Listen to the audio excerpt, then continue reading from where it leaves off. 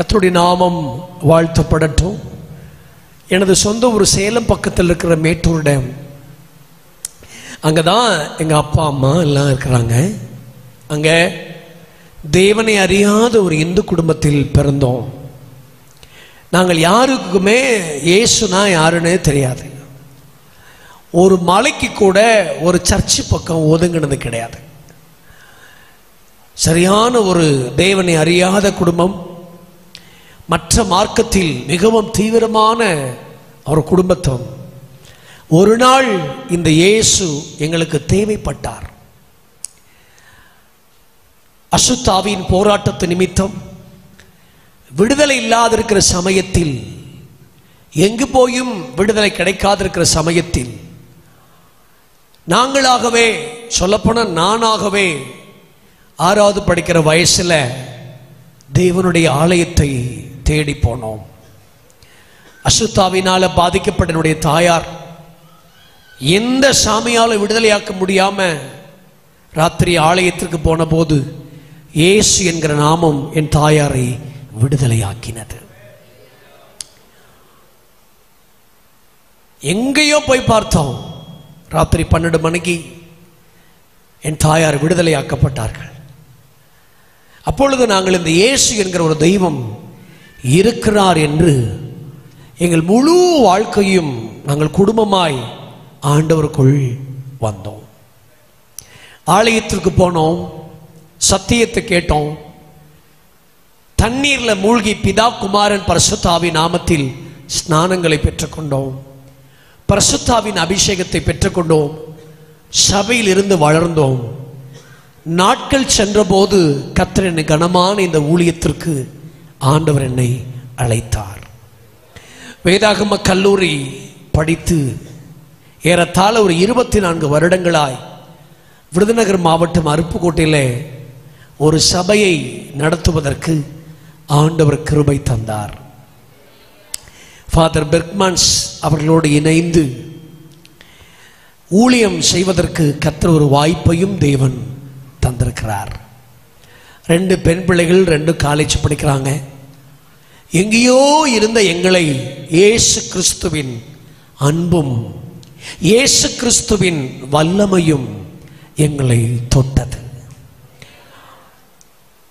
இயேசு மட்டும் இல்லாமல் போயிருந்தால், அல்லது இயேசுவை நாங்கள் அறியாமல் போயிருந்தால், எங்க வாழ்க்கை பிசாசு முழுவதுமாய் நாசம் பண்ணியிருப்பான். ஆனால் இந்த இயேசு என்கிற தெய்வத்தை அறிந்ததினால் இன்னைக்கு அநேகருக்கு ஆசீர்வாதமாய் தேவன் எங்களை ஆண்டவர் வைத்திருக்கிறார். எனது திருமணத்தில் எங்கள் திருச்சபையில் திருமணம் நடந்த போது ஏதாவது சொல்றியா அப்படின்னு பாஸ்டர் கேட்டார். ஏதாவது சொல்லணுமான்னு கேட்டேன். சொல்லுன்னு சொன்னார். திருமணத்து கடைசியில் மைக்கு வாங்கி சொன்னேன், இயேசுவை அறியாதவனா இந்த ஆலயத்திற்கு வந்தேன், இயேசுவை அறிவிக்கிறவனா கர்த்தர் என்னை மாற்றினார். கர்த்தருக்கு ஸ்தோத்திரம். ஆமீன் சொல்லுங்க பார்க்கலாம். இதுதான் எங்களுக்கு குறித்து ஒரு சின்ன சாட்சி.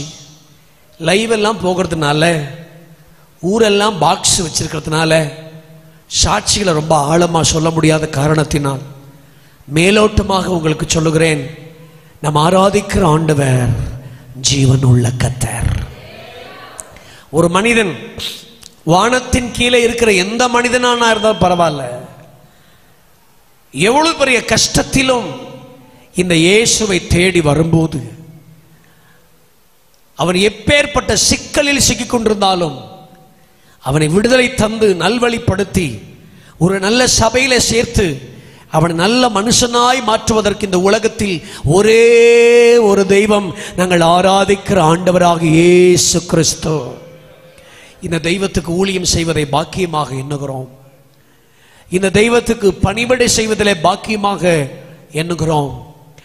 இந்த ஊழியத்துக்கு கர்த்தர் எங்களை வைத்திருக்கிறதுக்காக ஆண்டவருக்கு நன்றி சொல்லுகிறோம். இயேசு மட்டும் நம்முடைய வாழ்க்கையில் வராதிருந்தால் நம்முடைய வாழ்க்கை எவ்வளவு மோசமாய் போயிருக்கும். நீங்கள் எவ்வளவு உயர்த்தப்பட்டாலும் இருதயத்தில் ஆழமா நினைக்க வேண்டிய ஒன்று, நீர் மட்டும் என் வாழ்க்கையில் இல்லாவிட்டால் ஆண்டவரே என் வாழ்க்கை ஒண்ணுமே இல்லாமல் போயிருக்கும். கரங்களை உயர்த்தி சத்தமா அல்லேலூயா சொல்லுவீங்களா? இப்படித்தான் கர்த்தர் எங்களை ரட்சித்தார். அருப்புக்கோட்டை எங்க இருக்குதுன்னு எனக்கு தெரியாது. வேதாகம கல்லூரி படிக்கும் போதே என் கூட சில நண்பர்கள் இப்படி சொன்னார்கள். நாங்க 343 பேர் படிச்சோம். அப்படி சும்மா ரெஸ்ட் டைம்ல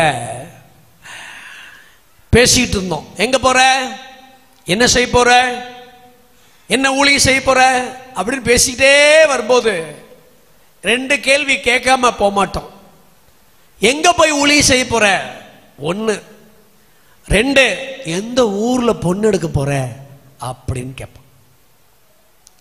அப்ப ஒருத்தன் என் காதுல வந்து சொன்னான், சர்க்குணம் நீ எங்க பொண்ணு எடுக்கிறியோ இல்லையோப்பா, நாகர்கோயிலில் பொண்ணு எடுத்துற என்ன, ஏன்னா அங்கதான் ஹலோனா கூட கிலோன்னு கேட்கும்பா, எப்படியாவது எடுத்துரு, நீ கஷ்டப்பட்டா கூட அந்த குடும்பத்துக்காரங்க உன்னை வாழ வச்சிருவாங்க அப்படின்னு ஒருத்தன் என்கிட்ட சொன்னான். என்னென்னமோ தெரியல, எனக்கு நாகர்கோயிலில் பொண்ணு கிடைக்காம வெடி வெடிக்கிற சிவகாசியில தான் பொண்ணை கர்த்தர் தந்தார். ஒரு ஆமீன் சொல்லுங்க பார்க்கலாம். உன் நினைவுகள் என் நினைவுகள் அல்ல, உங்கள் வழிகள் எங்கள் வழிகளும் அல்ல. ஆமீன் சொல்லுவீங்களா? எங்க ஊழியம் செய்ய போற? ஒருத்தர் சொன்னா, ஏதாவது ஒரு பாஸ்டரை பாரு, 2 பொம்பளை பிள்ளை வச்சிருக்கிற பாஸ்டர் பாரு, எப்படியாவது அந்த குடும்பத்துக்குள்ள போயிரு, நிச்சயமா அந்த பாஸ்டர் உனக்கு சர்ச்சை தந்தே தான் ஆகணும். அதனால அப்படி ஏதாவது பாருனா, அப்படி எனக்கு அமையல. உன் வழிகள் என் வழிகள் அல்ல. இன்னொருத்தர் சொன்னா, ஏதாவது நடக்காத சர்ச் இருக்கும், அங்க போய் சேர்ந்துரு, ஈஸியா நீ சர்ச் நடத்தலாம்னா, அப்படி எனக்கு வரல. நானா போய் உக்காந்து வேதாகம கல்லூரி ஆரம்பிச்ச கால படிச்சு புதுசுல ஊழியத்துக்கு போன்னு அனுப்பிட்டாங்க. பட்டமளிப்பு விழான்னு ஒன்று நடக்கும், நீங்களாம் போயிருப்பீங்க. அது ஐபிசி ஸ்தாபனத்தில் ஒரு பெரிய ஸ்தாபனம், ரொம்ப நிறைய ஊழியர்களை உருவாக்குற ஒரு ஸ்தாபனம். நிறைய பட்டமளிப்பு விழா நடக்கும். எங்களுக்கு பட்டமளிப்பு விழா நடக்கும்போது ஒரு பிரசங்கியார் இப்படி பிரசங்கித்தார், நீ போ, தேசம் உன் வசமாய் மாறும், ராஜாக்கள் உன்னை தேடி வருவார்கள், கொத்து கொத்தாய் ஆத்துமாக்கள் வரும், கிராமங்கள் உன் வசமாய் மாறும், போ. எங்களுக்கு அப்படி ஜிக்கு ஜிக்கு ஜிக்கு ஜிக்கு ஜிக்குன்னு ஏறுனுச்சு. ஆஹா, ராஜாக்கள் வருவாங்க, கிராமம் வசமா மாறும் அப்படின்னு நினைச்சிட்டு போய் ஊழியத்தை ஆரம்பிச்சா 3.25 வருஷ காலங்கள் 4 வயதான பாட்டிமார்கள் அவர்கள் என்னை விட்டு விலகவும் இல்லை, என்னை கைவிடவும் இல்லை. ஏறத்தாழ 3.25 வருஷம். 5வது யாராவது வந்து சேர்ந்துருவாங்கன்னு பார்த்தா ஒரு ஆளு சேரல. ஐயோ, இந்த உலகத்தில் மிகவும் கடினமான ஊழியம் எது என்று கேட்டால் வயதானவர்களை வைத்து நடத்துவது. ஒன்ன பாருனா என்ன பார்க்கும், என்ன பாருனா ஒன்ன பார்க்கும், திடீர்னு எந்திரிச்சு நடந்துடும். அது நாகர்கோயில் வயதானவனா கூட பரவாயில்ல, சோத்திரமாவது பண்ணிட்டு உட்காந்துருக்கும். இது மதுரை பக்கம் உள்ளது, திடீர்னு எந்திரிச்சு அது பாட்டுக்கு நடந்துடும். சத்தம் போட முடியாது, திட்ட முடியாது, ஏன்னா அதை விட்ட எனக்கு ஆத்துமாக்களும் கிடையாது. பெரிய கஷ்டம். அப்ப எப்பெல்லாம் ஞாயிற்றுக்கிழமை அதே வாடகை வீடு 50 பேர் உட்கார ஹால் வாடகைக்கு எடுத்திருந்தேன், அதே பாய், அறிவிப்பு பலகை, ஒரு குடை நிறைய தண்ணி, டாய்லெட் நல்லா சுத்தம் பண்ணி பெனாயெல்லாம் ஊத்திருந்தேன், நல்லா அழகா வச்சிருந்தேன். அந்த ஃபுல் பீட்டுக்கு ஏறும்போது இந்த 4 வயசானதை பார்த்து எனக்கு இந்த பிரசங்கர் ஞாபகத்துக்கு வந்துடுவார். கிராமங்கள் உன் வசமா மாறுன்னு சொன்னாரு. இந்த கிளவிகளை வச்சு பாரடிச்சுட்டே இருக்கிறமே ஆண்டவரே, இது எப்ப என் நிலைமை மாறும்? அந்த பிரசங்கர் எங்கேயாவது கிடைச்சாருன்னா 3.25 வருஷம் நாயா பேய அலையிறேன், ஒரு ஆத்துமாக்கள் கிடைக்கல. அப்புறம் கிருபையா அந்த ஊழியங்களெல்லாம் மாறி கொஞ்சம் எங்கள் ஊழியங்களை ஆண்டவர் ஆசீர்வதிச்சாரு. ஆண்டவர்கிட்ட பார்த்து நான் ஒரு கேள்வி கேட்டேன், என்னத்துக்கு அந்த 3.25 வருஷம் இந்த பாட்டிகளை என் சர்ச்சில் வச்சிருந்தீர், என்னத்துக்கு? ஆண்டு எனக்கு ஞாபகப்படுத்தினார், இங்க வாப்பா, நீ வேதாகம கல்லூரி படிச்சு புதுசு தானே? ஆமா. ராகத்தை நீ மாத்தி தான் பாடின. அந்த பாட்டி ஒன்று ஏதாவது கேட்டுச்சான்னு கேட்டாரு. கேட்கல. பிரசங்கத்தை நீ மாத்தி தான் பண்ண. இந்த பாட்டி ஒன்று ஏதாவது கேட்டுச்சா? இல்ல. நீ உருவாகணுங்கிறதுக்காகவே அந்த 4 வயசான பாட்டிமார்கள்.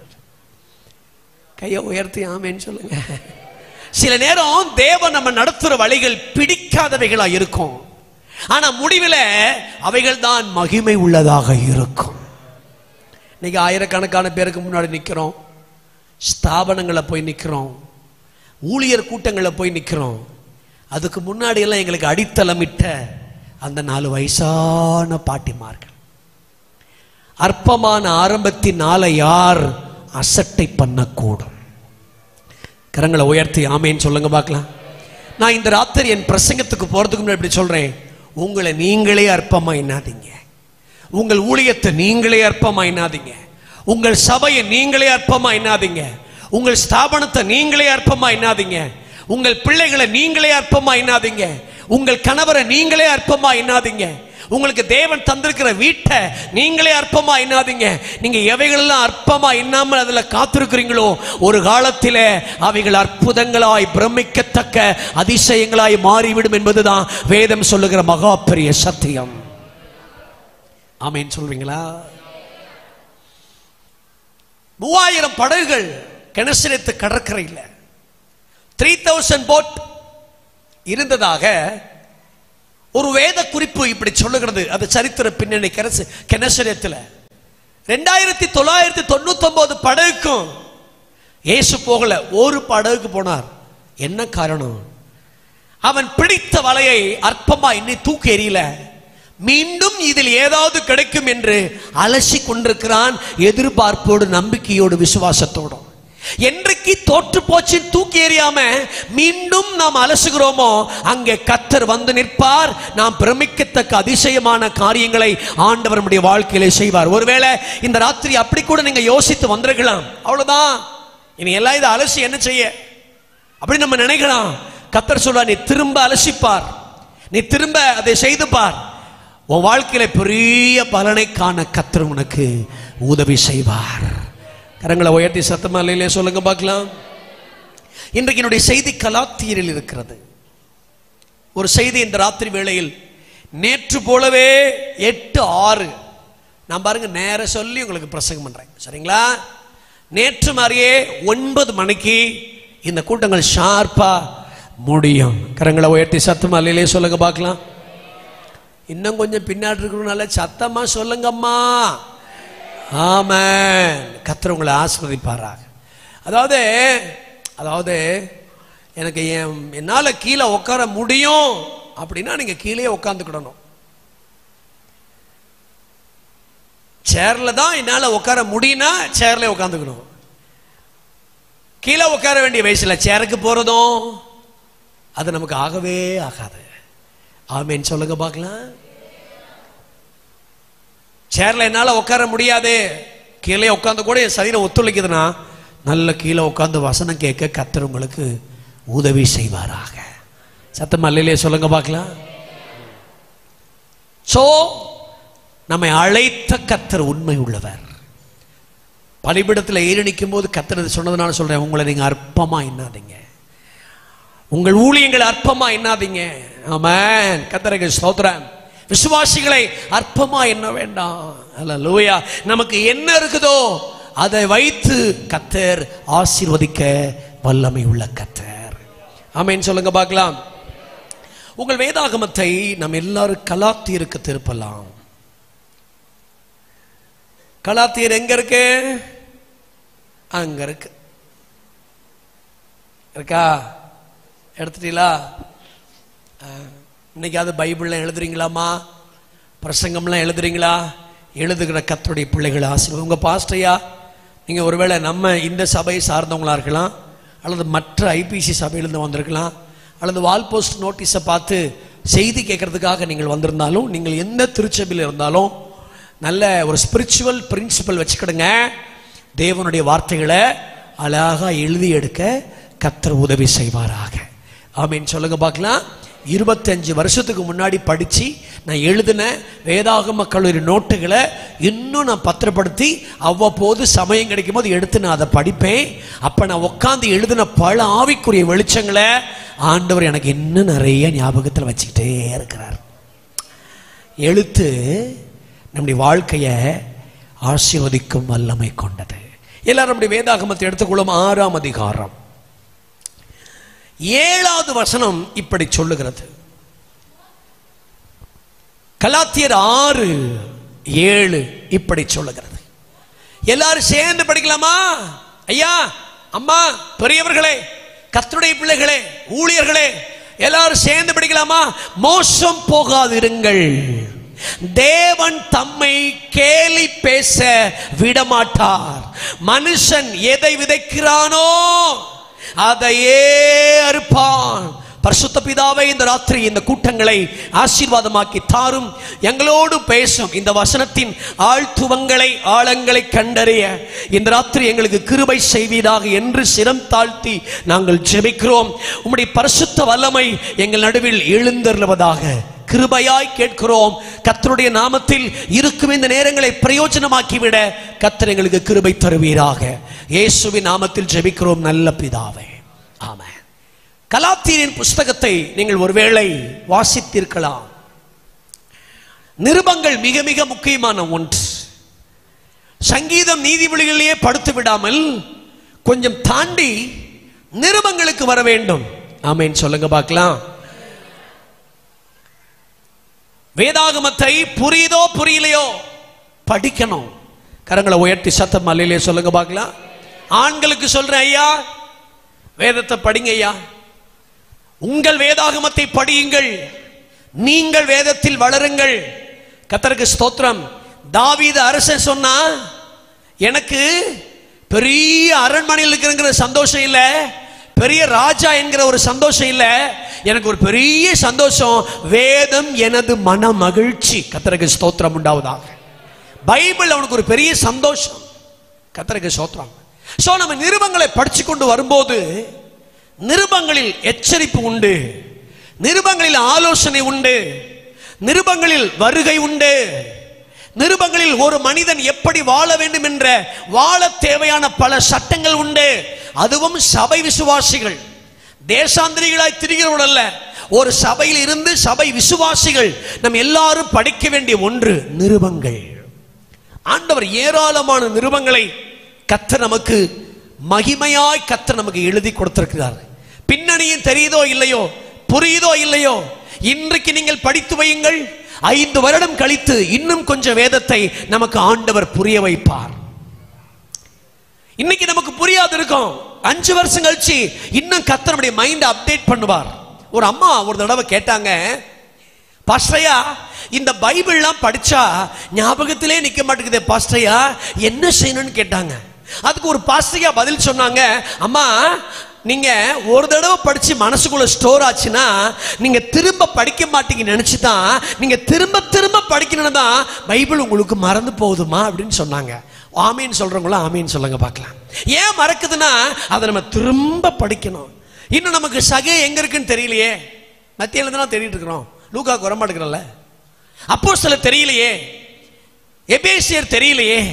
திரும்ப திரும்ப தேவனுடைய வார்த்தைகளை படித்துக் கொண்டே இருக்க வேண்டும். கவனிங்க, நம்மை விட புதிதாய் ரட்சிக்கப்பட்டு வருகிறவர்கள், ஆண்டவரை தேடுகிறவர்கள், மற்ற மார்க்கத்தில் இருக்கிற அநேகர் வேதாகமத்தை படித்துக் கொண்டே இருக்கிறார்கள்.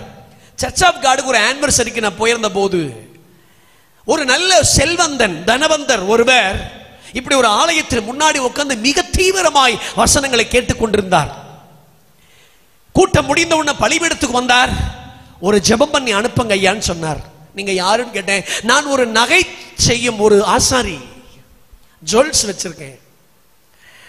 இந்த கிறிஸ்தவங்கள ரொம்ப கேவலமானவங்க நினைச்சேன். எப்ப பார்த்தாலும் எதையாவது புரியாத பாஷை பேசிக்கிட்டு மதத்தை மாத்திக்கிட்டு இதே இவங்களுக்கு பொழப்பு அப்படின்னு நினைச்சேன். ஆனால் நகை வாங்க வந்த ஒருவர் என்னிடம் ஒரு வேதாகமத்தை தந்தார். ஐயா கட்டாயம் இல்ல, படிச்சு பாருங்க. நீங்க ஒரு நகைக்கடை ஓனர் தான், நீங்க நிறைய தெய்வத்தை ஆராதிப்பீங்க, உங்க சமுதாயத்துக்கு உட்பட்ட எல்லாரும் சிற்பங்களை கூட செதுக்கி செய்து கொண்டிருக்கிறார்கள். நான் அதை எதுவும் சொல்லவில்லை. ஆனால் என் ஒரு வாய்ப்பு, இந்த புதிய ஏற்பாடை ஒன்றை கொஞ்சம் படியுங்கள் என்று சொன்னார். அவர் சொன்ன விதம் என்னை தொட்டது. வாங்கினேன், படித்தேன். படிக்க படிக்க எனக்குள் அந்த வார்த்தை எனக்குள் பேச ஆரம்பித்தது. ஆலயத்திற்கு போக ஆரம்பித்தேன். வசனங்கள் இன்னும் என்னை தொட்டது. இத்தனை காலமா இந்த இயேசுவை அறியாமல் இருந்து விட்டேன் என்ற அந்த குற்ற உணர்வு வந்தது. என் மகள் டாக்டர். எங்க மக சொன்னா, டாடி நம்ம இத்தனை வருஷம் இப்படியே வாழ்ந்துட்டோம், இப்படியே ஓடிடுவோம் டாடி, திடீர்னு நீ போகாத, நீயும் இந்த வேதாகமத்தை படி. நீ டாக்டருக்கு படிச்சு என் பிள்ளை பெரிய மருத்துவராக இருக்கிறார் என்பதை விட ரட்சிப்பு இருந்து இயேசுவின் பிள்ளையா இருக்கிறார் என்பதுதான் எனக்கு ஒரு பெரிய சந்தோஷம். படி படி. யாரு மதமாத்தல, அவர் தேவனுடைய வார்த்தை படித்து அவரே தேவாலயத்திற்கு வந்து அவரே ஆண்டவரை ஏற்றுக்கொண்டு அவரே ஞானஸ்நான போதனை கொடுத்து இன்னைக்கு ஒரு சபையில சிறந்த ஒரு தேவனுடைய மனுஷனா இருக்கிறார். அவருடைய ஆர்வம் உற்சாகமும் எங்களை போன்ற ஊழியர்களை உற்சாகப்படுத்தி விட்டது. கண்ணுக்கு தெரியாத பல உயிருள்ள சாட்சிகளை இந்த தேவனுடைய வார்த்தைகள் படிக்கிறது மூலமாக தேவன் வைத்துக் கொண்டே இருக்கிறார். கரங்களை உயர்த்தி சத்தம் அல்லேலூயா சொல்வீங்களா? ஆகவேதான் நமக்கு பின்னாடி வருகிறவர்களுக்கெல்லாம் இந்த வேதம் புரிகிறது, தெரிகிறது. நமக்கோ இன்னும் புரியாமல் இருக்கிறது. நிருபங்களை வாசியுங்கள், ஆழமான சத்தியங்களை அறிந்து கொள்ளுங்கள். கரங்களை உயர்த்தி அல்லேலூயா சொல்லுங்கள். அப்படி ஒரு நிருபம் தான் கலாத்தியர் நிருபம். 3 கூட்டத்தாருக்கு எழுதப்பட்ட நிருபம் இந்த நிருபம். 1, விருத்த சேதனத்தினால் கட்டப்பட்டவர்கள். 2, பாரம்பரியத்தினால் கட்டப்பட்டவர்கள். 3, மோசையின் பிரமாணத்தினால் கட்டப்பட்டவர்கள். இந்த 3 காரியத்தில் கட்டப்பட்டவர்களுக்கு பவுல் தீவிரமாய் சென்று அங்கிருக்கிற விசுவாசிகளுக்கு ஊழியம் செஞ்சு ஒரு கூட்டத்தை பிதாவை குறித்து, இயேசுவை குறித்து, பரிசுத்த ஆவியானவரை குறித்து சொல்லி ஒரு கூட்டத்தை பிரித்து எடுத்து கட்டப்பட்ட ஒரு திருச்சபை தான் இது. ஒரு திருச்சபை. இந்த திருச்சபை நன்றாய் வளர்ந்து கனி கொடுத்து கொண்டே போய் கொண்டிருக்கிற இந்த சமயத்தில் இடையில யாருக்கோ வழி கொடுத்ததுனால இந்த சபை திசை திருப்பப்படுகிறது. செய்திக்கு போறதுக்கு முன்னாடி ஒரு செய்தி சொல்லிட்டு போறேன். உங்க விசுவாச வாழ்க்கையில உங்கள் சபையை தவிர, உங்கள் போதகரை தவிர வேற ஒருத்தரையும் உங்களுக்குள்ள விடவே கூடாது. கரம் உயர்த்தி ஒரு ஆமீன் சொல்லும்படி விரும்புகிறேன். எப்பவும் சரி, யாரு சரி, எவ்வளவு பெரிய பிரபலமான பிரசங்கரா இருந்தா கூட உங்கள் போதகருடைய அனுமதி இல்லாமல், உங்க வீடு ஜிஹெச் கிடையாது, எல்லாரும் வந்து ஊசி போட்டு போறது கிடையாது. உங்களுக்குன்னு ஒரு சபை, ஒரு போதகர் அப்படி இருக்க வேண்டும். கரங்களை உயர்த்தி ஆமீன் சொல்லுங்க. அப்படி இல்லைன்னா நீங்களும் கலாத்திய திருச்சபையில் போல மாறிவிட வேண்டும். அப்படிதான் மிகுந்த சிரமப்பட்டு ஊழியத்தை கட்டினார் பவுல். அந்த ஜனங்களை தேவன் பக்கமா இழுத்து கொண்டு வந்தார். பெரிய கஷ்டம். அவர் சொல்றாரு, நான் சரீர பலவீனத்தோடு உங்ககிட்ட வந்தேன், சும்மா வரல. என் சரீர பலவீனம், அந்த பலவீனத்தோட சுமந்து உங்களை உருவாக்கும்படி வந்தேன். கண்கள் அந்த கலாத்திய திருச்சபை ஆரம்பித்து செய்யும்போது கண்கள் சிதிலடைந்திருந்தது. ஆனாலும் அந்த பலனோடு வந்தேன். அதனாலதான் ஐயோ பவுல் கண்கள் இப்படி இருக்குதே, அப்படி நம்ம கண்ணை கூட கொடுக்கலாமா? அப்படிலாம் இருந்தீங்களே, அப்படிலாம் இருந்தீங்களே. கரங்களை உயர்த்தி ஆமீன் சொல்வீங்களா? அப்படிலாம் இருந்தீங்களே.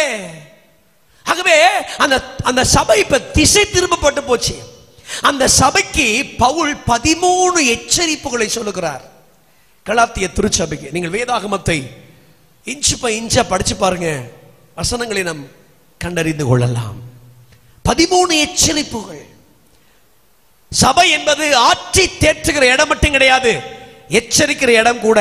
கரங்களை உயர்த்தி ஆமேன்னு சொல்லுங்க பார்க்கலாம். எப்பொழுது பார்த்தாலுமே ஆற்றி தேற்றி இப்படியே நீங்கள் எதிர்பார்த்து கொண்டிருக்க கூடாது.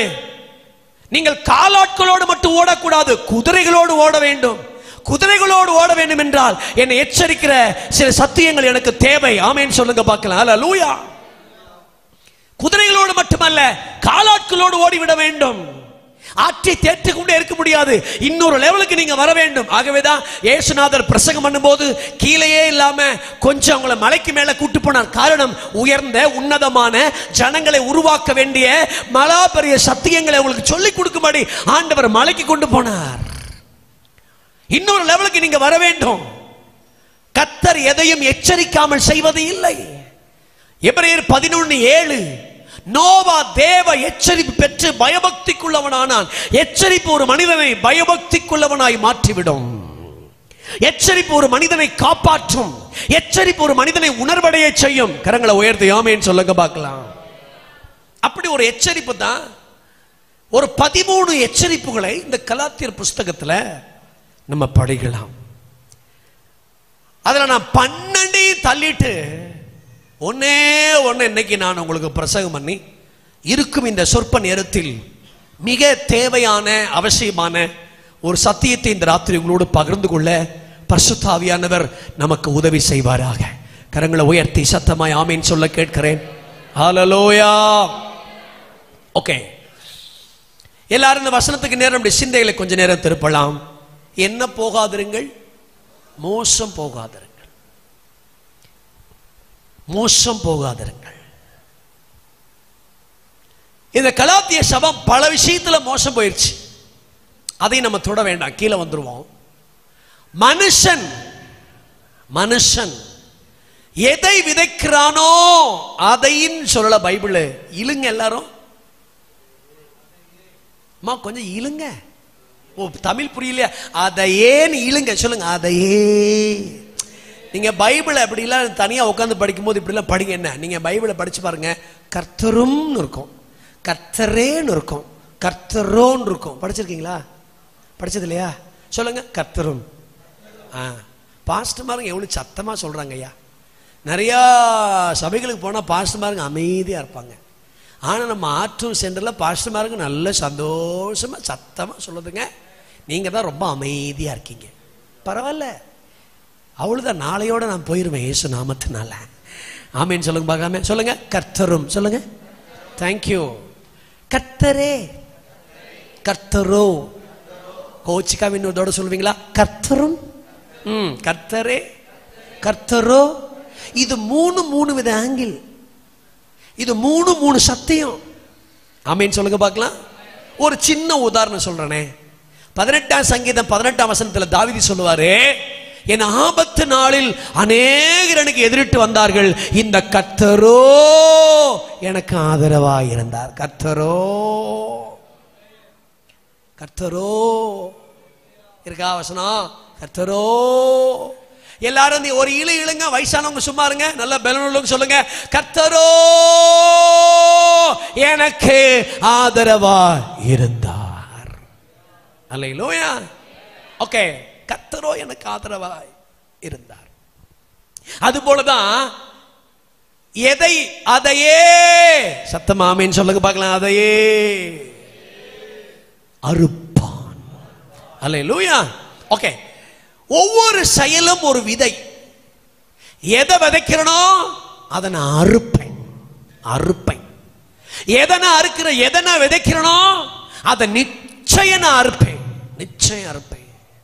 இந்த வசனத்தை வச்சு தீமையை விதைச்சி தீமையை அறுத்த 2 நபரை வேகமா சொல்லிட்டு, நன்மையை விதைச்சி நன்மை அறுத்த ஒரு மனுஷனை உங்களுக்கு வேகமா சொல்லிட்டு, இந்த ராத்திரியின் கூட்டங்களை ஜெபத்தோட, நம்ம நல்ல பாட்டோட, நல்ல தேவ பிரசன்னத்தோட முடிக்க ஆண்டவர் கிருபை தருவாராக. நேற்றை விட இன்னைக்கு தான் பிஏ சிஸ்டர் நல்லா இருக்கு ஐயா. மைக் சிஸ்டர்ல உட்கார்ந்துருக்கிற சகோதரர் நேற்று கூட ஒரு மாதம் இருந்துச்சு. இன்னைக்கு தான். எப்பவுமே இந்த முதல் நாள் ஸ்ட்ரகிள் ஆகத்தான் செய்யும். போதான் இன்னைக்கு நாளைக்கு இன்னும் மகிமையா இருக்கும். ஆமேன்னு சொல்லுங்க. கடைசி நாள் இன்னும் மகிமையா இருக்கும். நான் போறதுக்குள்ள இந்த நாகர்கோயில் பாயாசத்தை குடிச்சலான்னு நினைக்கிறேன். பார்ப்போம், நாளைக்காவது தருவாங்கன்னு நினைக்கிறேன். ஏசு ரத்தம் செய்ய. கரங்களை உயர்த்தி ஆமேன்னு சொல்லுங்க பார்க்கலாம். எனக்கு ஏற்றம் ரொம்ப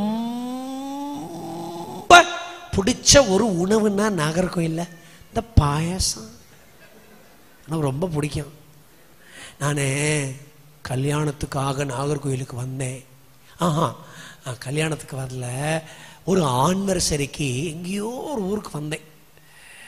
சபை நாள் விழான்னு என்னை கூப்பிட்டுருந்தாங்க. 3 நாள் கூட்டம். முதல் நாள் இப்படி போட்டு ஞாயிற்றுக்கிழமை மதியத்தோட முடியுதா. அப்போ ஞாயிற்றுக்கிழமை மதியத்தில் 2 நாளும் நல்ல பிரசங்கத்தை கேட்ட அந்த வாலிப பசங்க ஆண்கள்லாம் எங்களோட ரொம்ப ஐக்கியமாயிட்டாங்க. அப்போ நான் நல்ல கறியெல்லாம் சாப்பிட்டுட்டு பாயாசத்தை யூசந்தரோ கப்பலை வாங்கி குடிக்கலான்னு வாங்கினா, ஒரு பிரதர் ஓடி வந்து நான் சாப்பிட்ட இலையை அங்கிட்ட தூக்கி எறிஞ்சிட்டு இன்னொரு இலை போட்டு ஒரு 3 கரண்டி பாயாசத்தை சர்ன்னு இளமோன்னு ஊற்றுனார். பாஸ்டர் இருங்க, யாருக்கு ஊற்றுறீங்க? உங்களுக்கு தான். சீச்சி, நான் டம்ளரில் குடிச்சு தான் பழக்கம், இலையில வேண்டாம், சும்மா இருங்க. இன்னைக்கு மட்டும் நான் 3 நாள் அவர் சொன்னார், 3 நாளாக நீங்கள் சொல்கிறத நான் கேட்டேன், இன்னைக்கு நான் சொல்கிறத நீங்கள் கேளுங்க. அப்படியே 2 பழத்தை பிச்சு போட்டார், 3 அப்பளத்தை நொறுக்கிட்டார்.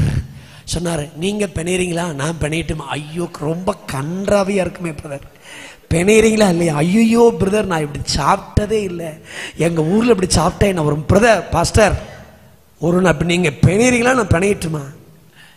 நானே கண்ணை மூடிட்டு அப்படி பிணைஞ்சிட்டு எடுத்து சாப்பிடுங்க பிரதர், என்னை விட்டுங்க, நான் இப்படி சாப்பிட்டதே இல்லை, அசிங்கமாக இருக்கு பிரதர். சாப்பிடுங்க பாஸ்டர். அன்னைக்கு எடுத்து கொஞ்சம் சாப்பிட்டது தான், இன்னைக்கு வரைக்கும் என்ன விடவே மாட்டேங்க. அல்லையா சொல்லுங்க பார்க்கலாம். அந்த நாகர்கோயிலில் என்ன ஆசீர்வாதம் இல்லை உங்களுக்கு? சே, அற்புதமான ஊர் இந்த ஊர். ஆமேன்னு சொல்லுங்க பார்க்கலாம்.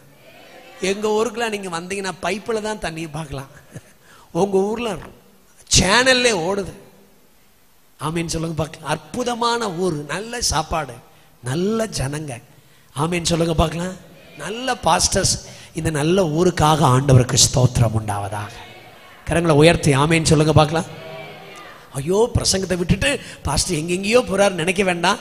என் மனசுக்குள்ள எதெல்லாம் வருதோ அதை தடையில்லாமல் பிரசங்கம் பண்ணியே பழக்கம் ஆயிட்டதுனால நான் அப்படி பிரசங்கம் பண்ணுறேன். நீங்கள் யாரும் அப்படி தப்பாக எடுக்க வேண்டாம். நான் பாயாசம் பிடிக்கணும் மயிலாடி கூட்டத்தில் ஒரு சாயங்காலமே சொல்லிட்டேன். வெள்ளிக்கிழமை அந்த அம்மா ஞாயிற்றுக்கிழமை வரைக்கும் ஒவ்வொரு செஷன்லையும் பாயாசம் காய்ச்சி காய்ச்சி காய்ச்சி காய்ச்சி கொண்டு வந்து என் இலையை நிரப்பிரிச்சு, அம்மா நான் இனிமே மயிலாடிக்கே வரமாட்டேம்மா உன் பாயாசத்தில் அப்படின்னு சொல்லிட்டேன். கையை உயர்த்தி சத்தமா இல்லையே சொல்லுங்க பார்க்கலாம். தீமையை விதைச்சா தீமையா இருக்கணும். ஆமீன் சொல்லுங்க பார்க்கலாம். ஆனா அதுவே நன்மையை விதைச்சா நன்மையா இருக்கலாம். இந்த நாள்ல இந்த சென்ற கன்வென்ஷனுக்கு வந்திருக்கிறேன்னா தீமையை விதைக்கிறவனா அல்ல. என் ஜீவியம் முடிகிற வரைக்கும், இந்த உலகத்தில் வாழ்ற வரைக்கும், எனக்கு தந்திருக்கிற இந்த வாழ்க்கை என்ற வாய்ப்பு வருகிற வரைக்கும், இதுவரைக்கும் நான் தீமையை யோசித்திருக்கலாம், தீமையை விதைத்திருக்கலாம். ஆனால் இனிமே நான் நன்மையை விதைக்கிறவனாய் கர்த்தர் என்னை மாற்றி விடுவாராக இயேசுவின் நாமத்தினால. என் செய்திகளை நன்றாய் கவனியுங்கள். எதை அதையே, எதை அதையே. விசுவாசி மட்டுமல்ல, விசுவாசி மட்டுமல்ல, விசுவாசி மட்டுமல்ல. நெல்லை ஜெபராஜ் என்கிற ஒரு தேவ மனுஷர் இருந்தார். அவர் ஒரு வீட்டில் போய் தங்கியிருந்தார். ரூம்ல படுத்திருக்கிறார். ஒரு குழந்தை அழும் சத்தம் அவர் காதுக்கு கேட்கிறது. தூங்க முடியல. எழும்புகிறார். மறுபடியும் அந்த அசுத்தாவியை கட்டி தூங்குறார். மறுபடியும் எழும்புகிறார். ஒரு குழந்தை எழும் சத்தம். மறுபடியும் தூங்குகிறார். மீண்டும் அந்த குழந்தை ஏக்கத்தோடு பரிதாபத்தோடு அழும் சத்தம். ராத்திரி 12 மணி ஆச்சு. அந்த வீட்டுக்காரங்க எல்லாரையும் அழைத்தார். என்னை ஒரு வீட்டில் தங்க வச்சிருக்கிறீங்க, நான் இங்க தங்குறேன், ஆனா இங்க ஒரு குழந்தை அழும் சத்தம் என்னை எழுப்பிக் கொண்டே இருக்கிறதே. என்ன நடந்துச்சு இந்த வீட்டில்? என்ன விதைச்சீங்க நீங்க இங்க? ஒண்ணு இல்லையா? ஒண்ணு இல்லையா? இல்ல. நீங்க சொல்றீங்களா இல்ல நான் சொல்லட்டுமா? அவர் சொன்னார், எங்கள் பிசினஸ் நல்லா இருக்கட்டும் சொல்லி, எங்க பிள்ளைகளை நல்லா இருக்கட்டும் சொல்லி ஒரு சின்ன பிள்ளைய பலியிட சொன்னாங்க. நீங்க தங்கியிருக்கிற அந்த பக்கத்துல தான் ஒரு பிள்ளையை நாங்க உயிரோட புதைச்சோம். உயிரோட புதைச்சோம். ஒரு மந்திரவாதி சொன்னான்னு சொல்லி உயிரோட புதைச்சோம். எத்தனை வருஷம் ஆச்சு? இன்னும் நீங்க விதைச்சிட்டீங்க. இன்னைக்கு நான் வந்து தூங்க முடியல. அந்த சத்தம் ஆண்டவர் சொல்றாரு, இவங்க நிறைய விதைச்சிருக்கிறாங்கப்பா. பிசினஸ்ல ஆசீர்வாதம் இருக்கான்னு கேளு, இல்ல. கற்பம் அடைக்கப்பட்டிருக்குது கேளு, இல்ல. ஒரு பிள்ளை திரும்பி வந்துட்டா வாழ்க்கப்பட்டு போய் கேளு, ஏன்? வீட்டுக்கார் நல்ல ஆளாமே இல்ல, ஏதையோ ஒன்றை விதைத்ததினால் வந்த விளைவு. இன்றைக்கும் எங்கேயோ ஒன்று நம்மை அறிந்தோ அறியாமலோ ஏதையோ ஒன்றை விதைத்துக் கொண்டே இருக்கிறோம். போனது போகட்டும். ஒரு பிரசங்கம் உங்களை குற்றப்படுத்துவதற்காக அல்ல, எச்சரிப்பதற்காக, மீண்டும் அந்த பாவங்களை செய்யாதிருப்பதாக. எந்த தீமையை நம்ம விதைச்சாலும் அந்த தீமையை நம்ம அறுத்தே ஆகணும். உயிரோடு இருக்கும் போதே நீதிமானுக்கு பூமியிலே சரி கட்டப்படும். உங்கள் வாழ்க்கையை கொஞ்சம் இந்த ராத்திரி இந்த சத்தத்தை எங்கிருந்து கேட்டாலும் பரவாயில்ல, எதை விதைத்துக் கொண்டிருக்கிறோம்? கரங்களை உயர்த்தி ஆமீன் சொல்லுவீங்களா? சமயமானபடினால வேகமாய் பிரசங்கிக்க விரும்புகிறேன், கொஞ்சம் கவனியுங்கள். நியாயாதிபதிகள் 1ஆம் அதிகாரம் 5, 6, 7ல அதோனி பேசேக்குன்னு ஒரு ராஜா இருந்தான். அவன் ஒரு முறை அவனுடைய பெருவிரல்களை கட் பண்ணிட்டாங்க. அப்ப அவன் இப்படி சொல்லுவான், நான் எப்படி செஞ்சேனோ அப்படியே கர்த்தர் எனக்கு சரி கட்டினார். நீ எப்படி செஞ்ச? 70 பேருடைய பெருவிரல்களை கட் பண்ணி அவன் மேட்சிலிருந்து வருகிறதான சாப்பாட்டு பருக்கைகளை எடுத்து திங்கிற அளவுக்கு மாத்திட்டான். எல்லாரும் என்னைக்காவது நீங்க ஏன் பெருவிரலை கட் பண்ணான்னு யோசிச்சிருக்கீங்களா? காலில் பெருவிரல் இல்லைன்னா ஓட முடியாது, தெரியாதா? ஒன்றும் பிரச்சனை இல்லை. இன்னைக்கு யாரும் கூட்டம் முடிஞ்சு மேலே சாப்பிட போகாதீங்க. பெருவிரலை மடக்கி இங்கிருந்து அது வரைக்கும் ஓடி பாருங்க, ஓட முடியாது. அதனாலதான் ஓடும்போது குற்றவாளியை காலில் சுடுறாங்க. அதுக்கு முன்னாடி ஒருத்தர் தான் சுடுறது கிடையாது, அப்ப துப்பாக்கிலாம் கிடையாது. இவனை பிடிச்சி பெருவிரல கட் பண்ணிட்டா எப்படி ஓடுவான்? பெருவிரல் இல்லைன்னா ஓட முடியாது. அதனாலதான் பெருவிரல காய வந்தோடனே நொண்டி நொண்டி நொண்டி நொண்டி நடக்கிறாங்க. ஒரு அல்லிலே சொல்லுங்க பார்க்கலாம். பெருவிரல் இல்லைன்னா ஓட முடியாது. அதே போலதான் அந்த கையில பெருவிரல் இல்லைன்னா, இன்னைக்கு சாப்பாடு இருக்குல்ல, இன்னைக்கும் இருக்குதுல்ல, இந்த பெருவிரல் இல்லைன்னா ரசஞ்சோறு சாப்பிட முடியாது. வேணும் டெஸ்ட் எப்படி இன்னைக்கு டெஸ்ட் பண்ணுவீங்க? இந்த கையை மடக்கி ரசத்துல பாருங்க, இப்படி இப்படிதான் செய்ய முடியுமே தவிர சாப்பிட முடியாது. விரல்கள் மோதிரம் போடுறதுக்கு இல்ல, ஒவ்வொரு விரலும் ஒரு நோக்கம் இருக்கு.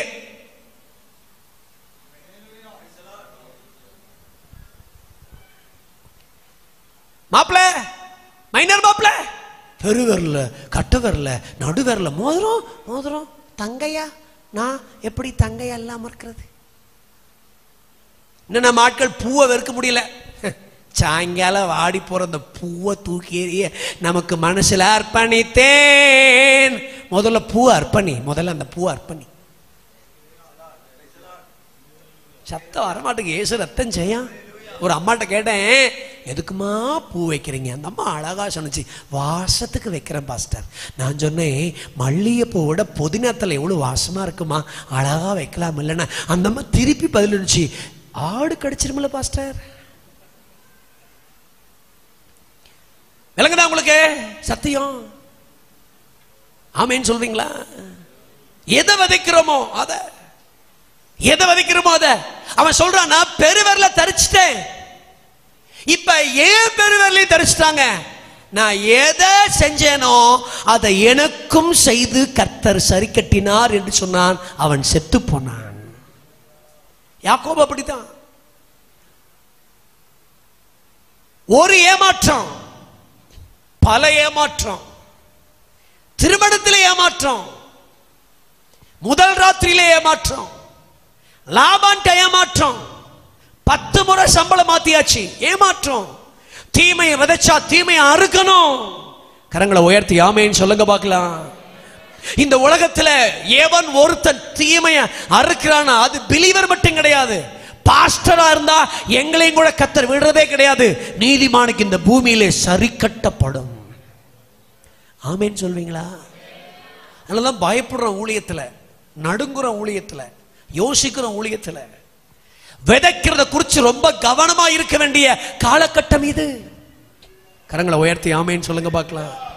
எதை விதைக்கிறோமோ அதை நிச்சயம் நம்ம அறுத்துருவோம். நன்மையா விதைச்ச ஒரு தேவ மனுஷனை உங்களுக்கு நான் வேகமா சொல்ல விரும்புறேன். பழைய ஏற்பாட்டில் ஒரு தேவ மனுஷனை சொல்லி என்ன நன்மையை விதைச்சான், அவன் எப்படி வாழ்ந்தான், அவனுடைய வாழ்க்கை ஒரு மனுஷனை கவர்ந்திருக்குதே, அவனை தான் உங்களுக்கு முன்னாடி நான் இந்த ராத்திரி வேளை இருக்கும் இந்த சொற்ப நிமிடங்களில் வேகமாய் பிரசங்கித்து விட்டு முடிக்க கர்த்தர் கிருபை தருவாராக. கரங்களை உயர்த்தி சத்தமா அல்லேலூயா சொல்லுங்க பார்க்கலாம். ஒரு ஆமேன் சொல்லுங்க பார்க்கலாம். கர்த்தருக்கு ஸ்தோத்திரம். எதை அதையே, ஒரு அதோனி பேஷக் அதையே, ஒரு யாக்கோபு அதையே. ஆமேன் சொல்லுங்க. ஆகவேதான் இந்த ராத்திரி ஒரே ஜெபம் இன்னைக்கு பண்ணணும். ஆண்டவரே, நான் விதைக்கிறது குறித்து ரொம்ப கவனமா இருக்கணும். ஆண்டவரே, ஒவ்வொரு விதையும் ஒரு செயல், ஒவ்வொரு விதையும் ஒரு செயல். நான் எப்படி செய்தேனோ அப்படியே கர்த்தர் எனக்கு செய்து சரி கட்டினார்.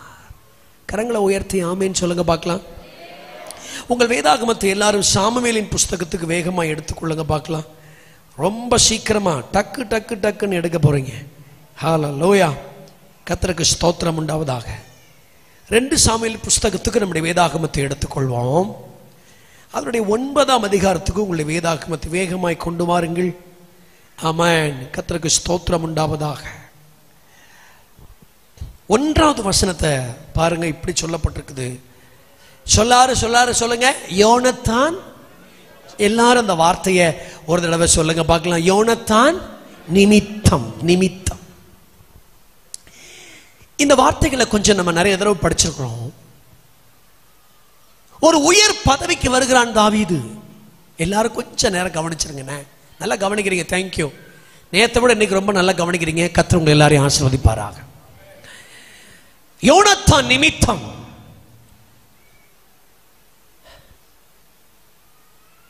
சவுலின் குடும்பத்தார் நிமித்தம் அல்ல, யோனத்தான் நிமித்தம்.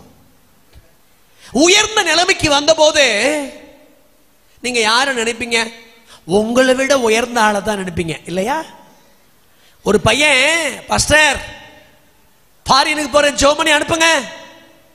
ஃபாரினுக்கு போறதே என் குடும்பத்தை சம்பாதிக்கல பாஸ்டர். நம்ம சர்ச்சில் ஷெட்டு போட்டிருக்கீங்க, சீக்கிரமா அதை வார்க்கணும், பேடு கீபோர்டெல்லாம் வாங்கணும், சம்பாரிச்சு பணம் அனுப்புறேன் பாஸ்டர், ஜெர்மனி அனுப்புங்க அப்படின்னு சொன்னார். பாஸ்டர் செய்தி கொடுத்து ஜெர்மனி அனுப்பினார். அவன் போனான். 7 வருஷம் கழிச்சு திரும்பி வந்தான். எதுக்கு வந்தான்?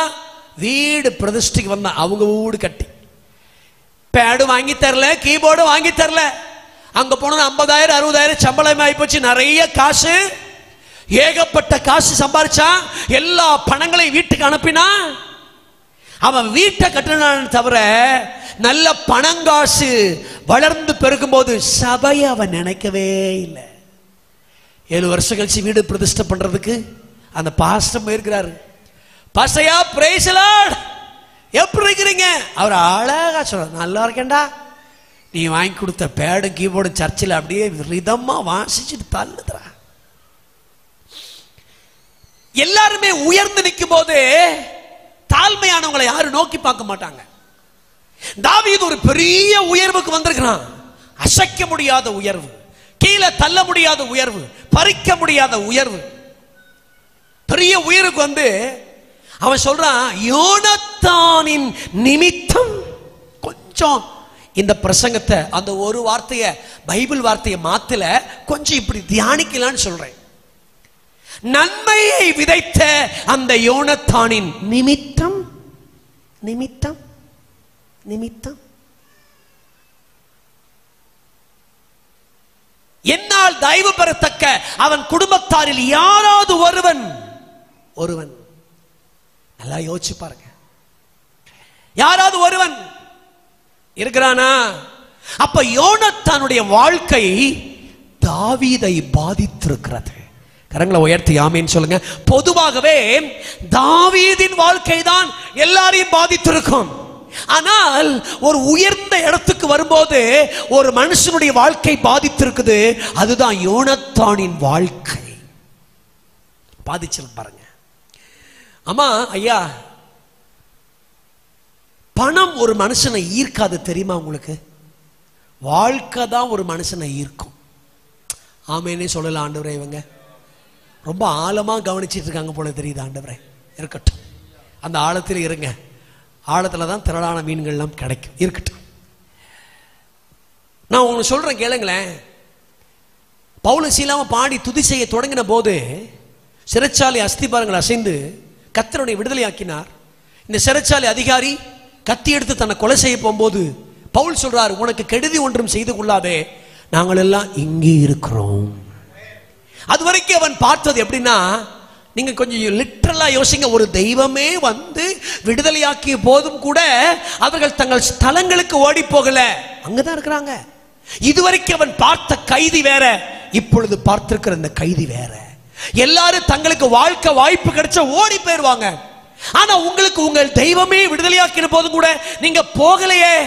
அவங்க கேட்கிற, ஆண்டவரே இப்படிப்பட்ட தெய்வத்தை வணங்குற நீங்க நானும் ரட்சிக்கப்படுவதற்கு என்ன செய்ய வேண்டும்? வாழ்க்கை ஒரு மனிதனை பாதிக்கும் சக்தி உள்ளது.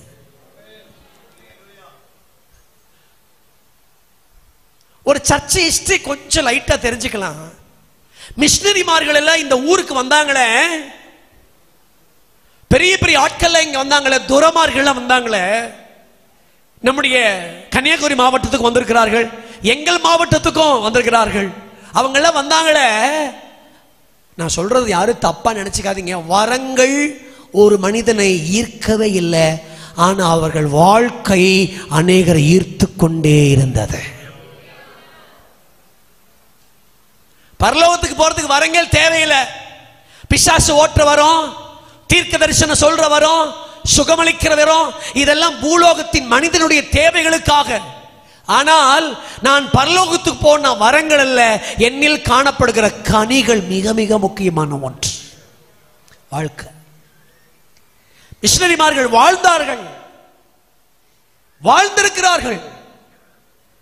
பேச ஆட்கள் உண்டு, வாழத்தான் ஆட்கள் குறைவு. கர்த்தர் நம்மளை இன்னைக்கு வாழும்படி கர்த்தர் அழைக்கிறார். தாவீதின் இருதயத்தில் பதிந்த யோனத்தான். கரங்களை உயர்த்தி சத்தமா அல்லேலூயா சொல்லுங்க பார்க்கலாம். சில பேர் மரணிச்சிட்டா கூட, இறந்துட்டா கூட, சில நேரம் அவங்கள மறக்க முடியல. பார்த்துருக்கீங்களா?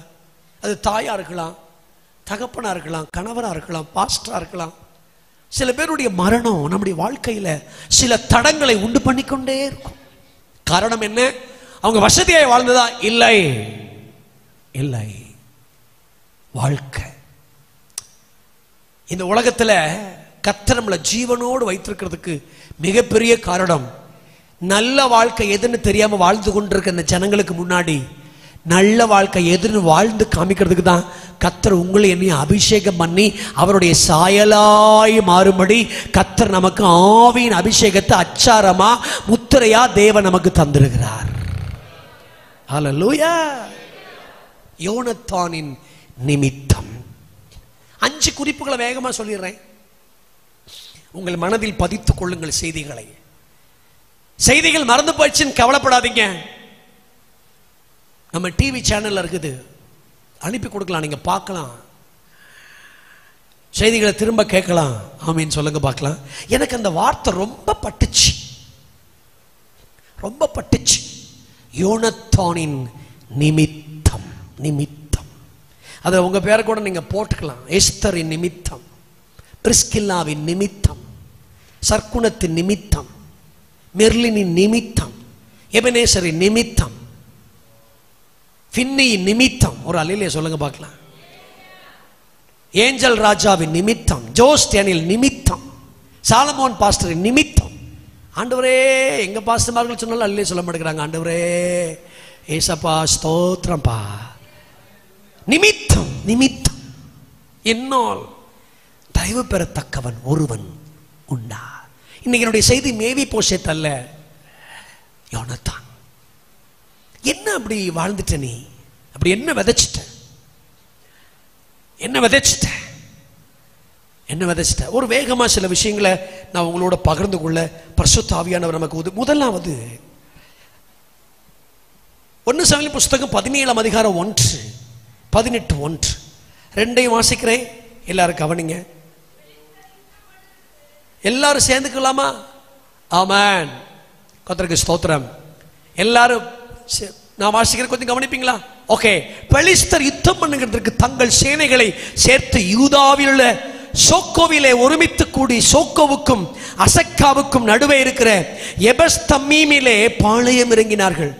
ஏன் நான் படிக்கிறேன்னு சொன்னேன்னா, இந்த வார்த்தையெல்லாம் டக்குன்னு உங்க வாயில வராதுங்கிறதுக்காக தான் நான் படிக்கிறேன்னு சொன்னேன். ஆமேன்னு சொல்லுங்க பார்க்கலாம். 18:1 அவன் சவுலோட பேசி முடிந்த பின்பு யோனத்தானுடைய ஆத்துமா தாவீதின் ஆத்துமாவோடு ஒன்றாய் இசைந்திருந்தது. யோனத்தான் அவனை தன் உயிரை போல சிநேகித்தான்.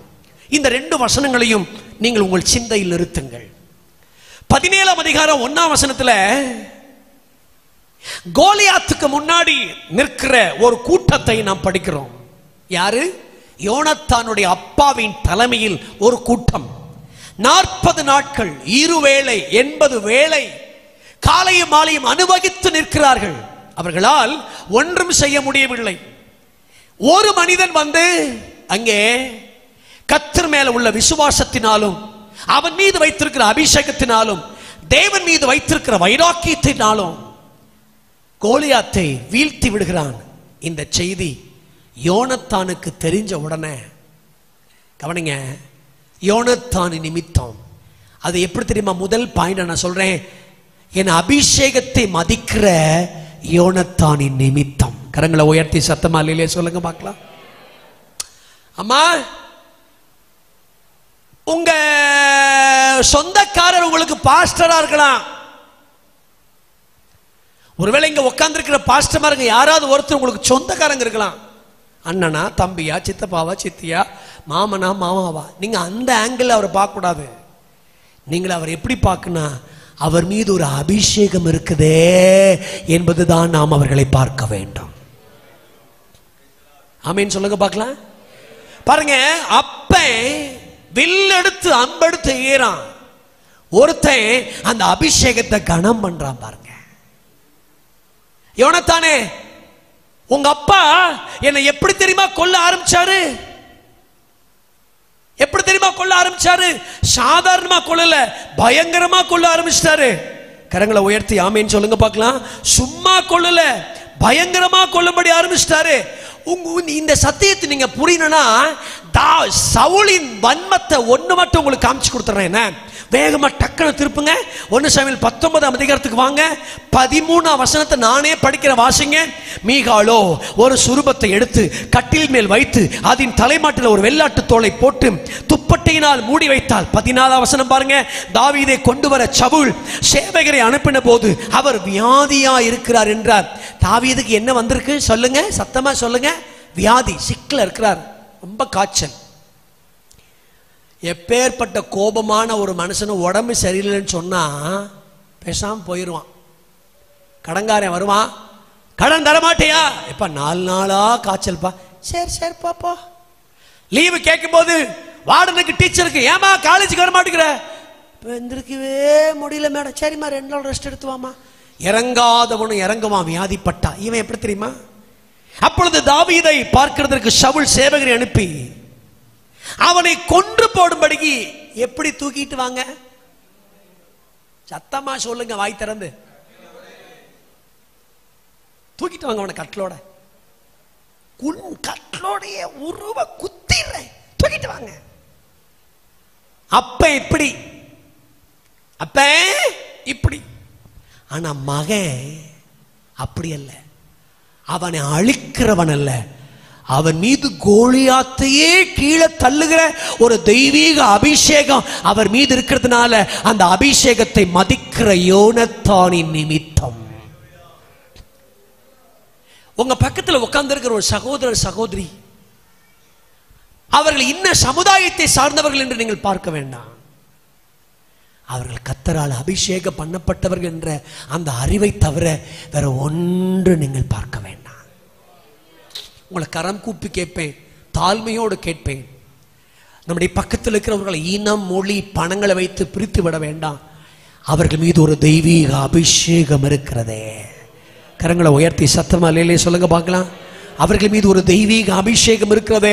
இந்த உலகத்துல எல்லாத்த விட மிக பெரிய வல்லமையானது ஒண்ணுனா ஒரு மனுஷன் மேல கர்த்தர் வைத்திருக்கிற அபிஷேகம். இந்த உலகத்துல தேவன் அவர் மீது வைத்திருக்கிற அந்த அபிஷேகத்துக்கு ஈடு இல்ல, எண்ணெய் இல்ல, ஜாதி இல்ல, பெருமை இல்ல. அது எல்லாத்த தாண்டி மிக வல்லமையான ஒன்று அபிஷேகம். இதை இன்னும் நீங்க மெருகூட்டி அறிஞ்சு கொள்ளணும்னா, அபிஷேகத்தின் வல்லமையை நீங்க மெருகூட்டி அறிஞ்சு கொள்ளணும்னா எப்படி அறிஞ்சு கொள்ளலாம் தெரியுமா?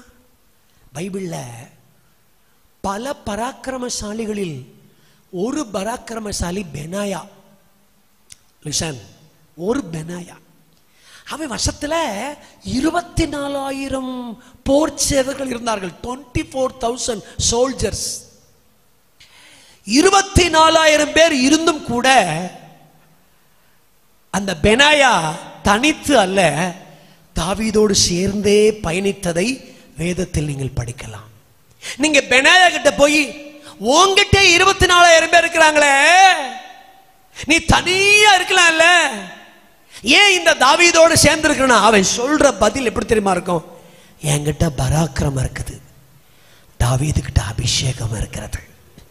அபிஷேகம் பெருசா பராக்கிரமம் பெருசா என்று ஒரு கேள்வி கேட்டால், பராக்கிரமத்தை விட அவன் தலையின் மீது வைத்திருக்கிற அபிஷேகம் மகா பெரியது. இந்த உலகத்தில் நிறைய பராக்கிரமம் இருக்கிறது. கிறிஸ்தவத்தில் ஒண்ணும் இல்ல, பார்த்தா சிறுபான்மை மாதிரி தெரியுது, அவங்களுக்கு உதவி செய்ய யாரும் இல்லை. ஆனா அவர்களுக்கெல்லாம் தெரியாத ஒரு சத்தியத்தை இந்த ராத்திரி சொல்றேன். எங்களிடத்துல பராக்கிரமம் இல்லை, பராக்கிரமத்தை காட்டிலும் மகா பெரிய ஒன்றை கர்த்தர் நம் மீது எங்கள் மீது வைத்திருக்கிறார். அதுதான் யாரும் மதிப்பிட முடியாத விலையேற பெற்ற ஒரு அபிஷேகத்தை கர்த்தர் நம் மீது தேவன் வைத்திருக்கிறார். பராக்கிரமமா அபிஷேகமா என்று கேட்டால், பராக்கிரமத்தை விட மகா பயங்கரமானது கர்த்தர் எங்கள் மீது வைத்திருக்கிற அந்த அபிஷேகம். கரங்களை உயர்த்தி அல்லேலூயா சொல்லுங்க பார்க்கலாம். பராக்கிரமத்தை விட அபிஷேகம். அபிஷேகம் உங்க மேல தேவன் வச்சிருக்கிற அபிஷேகம் சாதாரணமானதல்ல. அந்த யோனத்தானுக்கு என்ன வருகிறது? அபிஷேகத்தை மதிப்பையா. என்னோட வயசுல இளையவன் தான் தாவீது, மதிக்கிறேன். ஆட்களை வயசை பார்த்து எடை போடாதீங்க, என்னிலும் சின்னவனின்னு சொல்லாதீங்க. அபிஷேகம் பண்ணப்பட்டவங்க வயசை பார்க்காதீங்க, அவங்க மீது வைத்திருக்கிற தேவன் வைத்திருக்கிற அபிஷேகத்தை பார்ப்பதற்கு நம்முடைய கண்களை கர்த்தர் இந்த ராத்திரி திறப்பாராக இயேசுவின் நாமத்தில். சின்ன பையன் சொல்லாதீங்க, நீ எல்லாம் பாஸ்டான் கேட்காதீங்க, உங்ககிட்ட நான் சத்தியத்தை கேட்க மாட்டேன்னு சொல்லாதீங்க. நீங்க இன்னைக்கு அற்பமா எண்ணப்படுகிறவர்கள் தான் ஒரு காலத்தில் அபிஷேகிக்கப்பட்ட ஒரு தேவனுடைய மனிதர்களாய் வளருவார்கள். ஆமென் சொல்லுங்க பார்க்கலாம். ஹல்லேலூயா சொல்லாதீங்க. ஒருத்தன் ஈட்டி எடுத்து எய்யறான், கட்லோட கொண்டு வான்னு சொல்றான். இன்னும் நீங்க போய் படிச்சு பாத்தீங்கன்னா, தோவேக் என்கிறவன் நோபு என்கிற ஆசாரிய பட்டணங்களை அழிச்சிட்டான். சின்ன பிள்ளைங்க, பெரியவங்க, முதியவர்கள் எல்லாத்தையும் அழிச்சிட்டான். ஏன்? ஒரு தாவீதுக்காக. அவ்வளவு வன்மம். ஆனா இந்த யோனத்தான் அபிஷேகத்தை மதிக்கிறியே. ஆகவேதான் அவன் கேட்கிறான், அபிஷேகத்தை மதிக்கிற அந்த யோனத்தானின் நிமித்தம். கரங்களை உயர்த்தி சத்தமா அல்லேலூயா சொல்லுங்க. ஐயா, அம்மா, பெரியவர்களே, கர்த்தருடைய பிள்ளைகளே, பிரதருக்கு நான் சொல்றேன், பிரதர், உங்க மனைவி ஒரு அபிஷேகம் பண்ணப்பட்டா அந்த அபிஷேகத்தை மதிங்க. சிஸ்டர், உங்க வீட்டுக்காரர் ஒரு அபிஷேகம் பண்ணப்பட்டா அந்த அபிஷேகத்தை மதிங்க. பேரண்ட்ஸ், உங்க பிள்ளைகள் அபிஷேகம் பண்ணப்பட்டா அந்த அபிஷேகத்தை மதிங்க. கரங்களை உயர்த்தி ஆமீன் சொல்லுங்க பார்க்கலாம். தாவீது ஏன் உயர்த்தப்பட்டான்? சவுல் பெரிய துன்மார்க்கன் தான், ஆனா அவன் கடைசி வரைக்கும் அபிஷேகம் பண்ணப்பட்டவன் மேல கை போடக்கூடாதுன்னு இருந்தான். காரணம், அவனுக்கு தெரியும் அபிஷேகத்தின் வேல்யூ என்னன்னு. தன் கையில் சவுலின் சால்வை தொங்கல் கிடைத்த போதும் கூட அதை தனது ஆதாயமாக்கிக் கொள்ள, பழி வாங்குவதற்கு, கொல்வதற்கு தன்னிடத்தில் ஏராளமான ஏதுக்கள் கிடைச்சும் கூட ஒன்னே ஒன்று அவனை தடுத்து போடுது. என்ன? அவர் கர்த்தரால் அபிஷேகம் பண்ணப்பட்டவராமே. அபிஷேகம் பண்ணப்பட்டவராமே. உங்கள் போதகர் பெரிய படிக்காதவராக இருக்கலாம், திறமசாலி இல்லாமல் இருக்கலாம், பெரிய பிரசங்கியார் இல்லாமல் இருக்கலாம், யூடியூப்ல பார்க்கிற, வெளியில பார்க்கிற பெரிய பிரபலமான பிரசங்கர் இல்லாம இருக்கலாம். ஆனா அதை விட ஒண்ணு பெருசு இருக்கு தெரியுமா? அவர் மீது கர்த்தர் வைத்திருக்கிற அபிஷேகம். ஒரு சபையின் விசுவாசிகள் அந்த போதகரின் மீது இருக்கிற அபிஷேகத்தை மதிச்சாலே அவர்கள் நிச்சயம் ஆசீர்வதிக்கப்படுவார்கள். கரங்களை உயர்த்தி சத்தமாலே சொல்லுங்க பார்க்கலாம். அப்ப என் அபிஷேகத்தை மதிக்கிற யோனத்தானின் நிமித்தம், கரங்களை உயர்த்தி அல்லேலூயா சொல்லுங்க பார்க்கலாம். ரெண்டாவது இன்னொரு வசனத்தை வாசிங்க. 1 சாமுவேல் 20ஆம் அதிகாரத்துக்கு பைபிள் எடுத்துக்கொள்ளுங்க.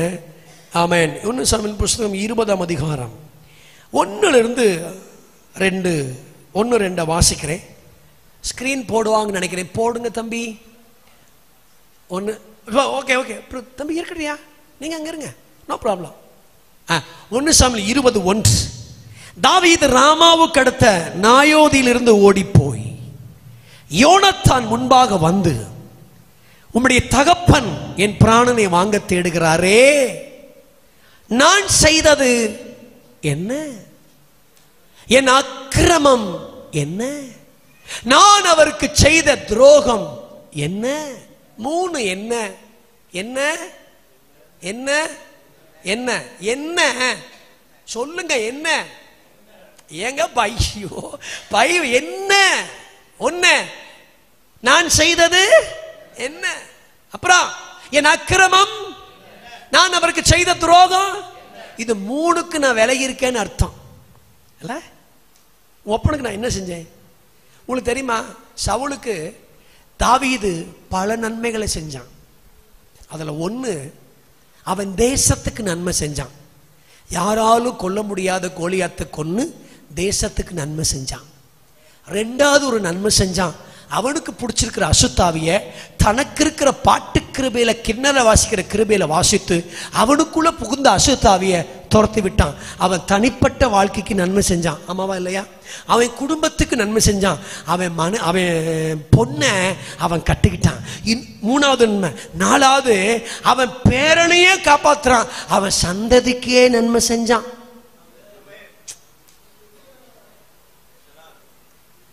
ஆமாங்களா ஐயா? 4 வித நன்மை செய்யறான். கேட்கிறான். அது போடுங்க பிரதர் அந்த வசனத்தை ப்ளீஸ். என்ன என்ன நான் செய்தது என்ன? என் அக்கிரமம் என்ன? நான் அவருக்கு செய்த என்ன? மனசுல வலி இருந்தா இப்படி இருக்கும். என்ன மனசுல வலி இருந்தா இப்படி இருக்கும்? நான் செய்த அக்கிரமம் என்ன? என்ன செஞ்சிட்டேன் நான்? என்கிட்ட ஏதாவது அக்கிரமம் இருக்குதா? சரி, இந்த செய்திக்கு முன்னாடி நான் இன்னொன்னு சொல்றேன். ஏன் இந்த அளவுக்கு துரத்துற நீ? எதனால நீ துரத்துற தாவீத சவுல? நான் பொறாம. சொல்லுங்க என்ன? ஆம. நான் உங்களை இது வரைக்கும் கைப்பிடிச்சு சொல்லவே சொல்ல பிரசங்க ஆரம்பிச்சிருந்து. இப்போ ஒரே ஒரு தடவை பிரசங்கம் பண்ற கடைசி முடிக்க போற நேரத்தில் ஒரே ஒரு தடவை ஹம்பிள் ரிக்வஸ்டா கேட்கிறேன். பக்கத்துல கைப்பிடிச்சு சொல்லுங்க, பொறாமையை உனக்குள்ள விடாத. ஆண்டவரே, ஒரு அம்மா சொல்லாம என்னை முறைச்சிட்டே இருக்க ஆண்டவரே. சொல்லிட்டாங்க. ஆண்டவரே ரொம்ப நன்றிங்கப்பா கிரி செஞ்சதுக்கு. பின்னாடி சில பேர் சொல்லல. சொல்லுங்க, பொறாமைய உனக்குள்ள என்ன? பொறாமை தெரியுமா? நீங்க எல்லாரும் என்ன நல்லா கவனிக்கணும். ஸ்பிரிச்சுவல் லைஃப்ல நீங்க என்கிட்ட இல்லாதது இவங்க கிட்ட இருக்குதுன்னு தெரிஞ்சா அதை நீங்க மனசார பாராட்டணுமே தவிர அதை ஓர வஞ்சகமா நீங்க பார்க்கவே கூடாது.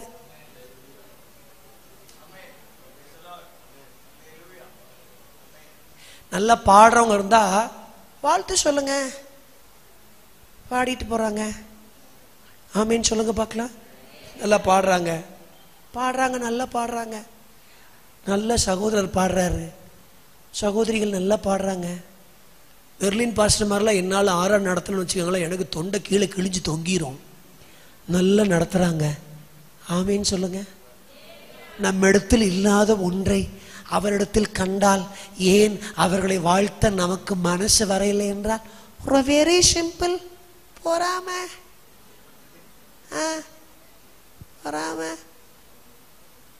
பாஸ்டர் வீடு நல்லா கட்டியிருந்தாரு. நான் சொன்னேன், வீடு ரொம்ப நல்லா கட்டியிருக்கீங்களே பாஸ்டர், படிக்கட்டு ரொம்ப நல்லா இருக்குது.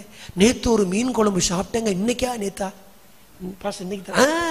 இன்னைக்கு மதியம் ஒரு மீன் குழம்பு சாப்பிட்டேன், ரசத்துல என் கை போகலையே, மோர்ல என் கை போகலையே, மீன் நெய்யில என் கை ஒரு துண்டுக்கு மேல போகலையே, மீன் குழம்புல பிரட்டி பிரட்டி சாப்பிட்டனே பெரிய அரிசிய, ஏன்னா அவ்வளோ டேஸ்டா இருந்துச்சு. யாரு வச்சதுன்னு கேட்டேன், டக்குன்னு ஒரு பதில் சொல்லிட்டாங்க, பாஸ்டர் பையன்ட்டாங்க. நிறைய பொம்பளை பிள்ளைகளுக்கு டீயே போட தெரியாது இருக்கிற இந்த காலகட்டத்தில் ஒரு பையன் மீன் குழம்பு வச்சிருக்கிறான். ஒரு அல்லையிலே சொல்லுங்க பார்க்கலாம். அடாடாடாடா, நான் அவ்வளோ ஆச்சரியப்பட்டேன். ஒரு அம்மா கிட்ட கேட்டேன், உங்க பிள்ளை சமைக்குமா? சுடுதண்ணி மட்டும் நல்லா போடுவா பாஸ்டர், அதை அந்த பிள்ளை மேலே ஊத்தி விட்டுருமா நீ. ஒரே எனக்கு ஆச்சரியம். சின்ன வெங்காயம் அழகா இருக்குது, இஞ்சி அழகா இருக்குது, பூண்டு அழகா இருக்குது.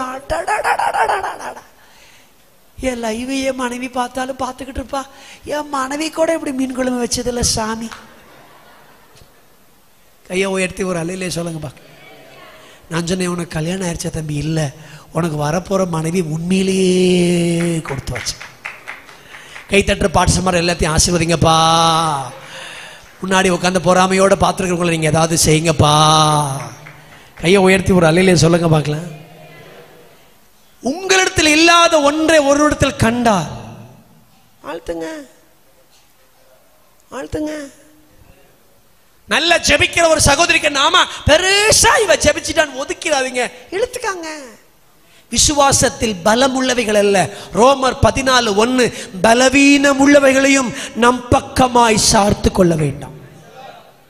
தாவீதுக்கும் சவுலுக்கும் மிகப்பெரிய வித்தியாசம் என்ன? தன்னிலும் பெரிய பராக்கிரமசாலிகளை தன்னிடம் வைத்துக் கொள்வான் தாவீது. தன்னிடம் யாராவது ஒரு ஆளை பார்த்துட்டு டக்குன்னு அவன் மேல பொறாமை கொண்டு அரசாங்க வேலை எல்லாத்தையும் விட்டுட்டு, ஒரு ராஜா தீர்க்கதரிசிக்கு சம்பளம் கொடுக்கணும், ராஜாக்களுக்கு சம்பளம் கொடுக்கணும், ஆசாரியர்களுக்கு சம்பளம் கொடுக்கணும், பராக்கிரமசாலிகளை பார்க்கணும், தேசத்தின் வளப்பை எப்படி இருக்கு இப்படி எல்லாம் பார்க்கணும். இந்த 5 வேலையை விட்டுட்டு தாவீதை மட்டும் கொல்றதுக்கு குறியா துடிக்கிறான். தேசத்துல எவ்வளவு வேலை இருக்குது, ரோடு இல்ல, சாக்கடை இருக்குது, எவ்வளவு வேலை கிடக்குது. வட இந்தியாவில் போய்ங்க, ட்ரெயின்ல போக முடியல, என்ன கன்றாவியா இருக்குது. இன்னும் அவனுக்கு அறிவே இல்லை. 350 கோடிக்கு பெங்களூர்ல SMBTன்னு ஒரு நல்ல ரயில்வே ஸ்டேஷனை ஏர்போர்ட் மாதிரி கட்டி கொடுத்துருக்கான். அங்க போய் பாருங்க, நம்மால அவ்வளவும் பான்பராக துப்பி நாசம் பண்ணி வச்சிருக்கான். ஒரு மனுஷனுக்கு நல்ல பண்பு இல்லை. இதை டெவலப் பண்றதுக்கு ஒருத்தருக்கு வக்கில்ல, கிறிஸ்தவர்களை தடை செய்.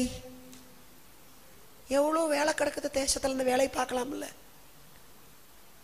இந்தியாவின் கடன் சுமை எகிரிக்கிட்டே இருக்குது.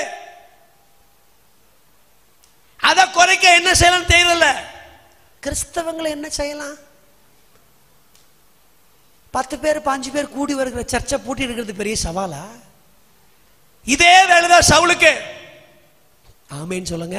ஏன் பொறாம? பொறாம பொறாம அன்னிலிருந்து இன்னைக்கு வரைக்கும் பொறாம தான்.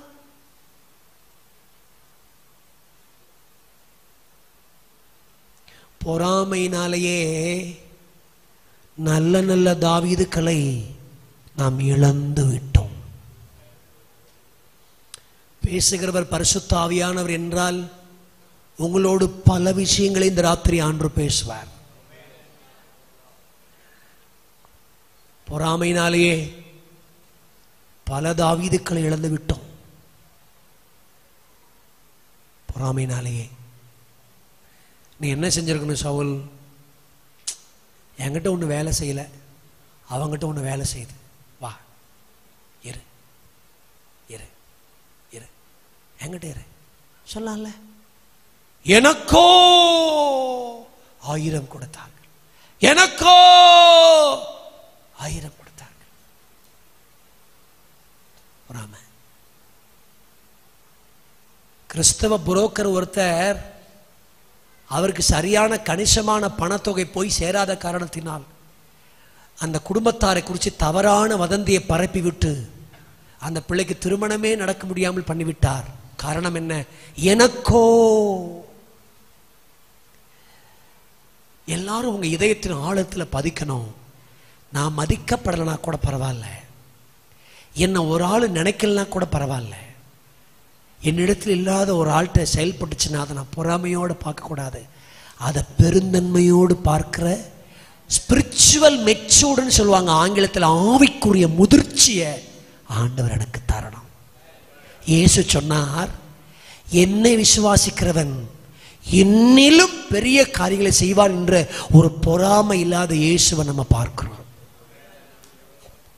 ஆகவேதான் கேட்கிறான், சவுலின் தனிப்பட்ட வாழ்க்கைக்கு நன்மை செஞ்சனே, தேசத்துக்கு நன்மை செஞ்சனே, குடும்பத்துக்கு நன்மை செஞ்சனே, என்ன இப்படி தெல்லுப்பூச்சி மாதிரி துரத்திக்கிட்டே இருக்கிறதுக்கு நான் செய்த துரோகம் என்ன என்ன?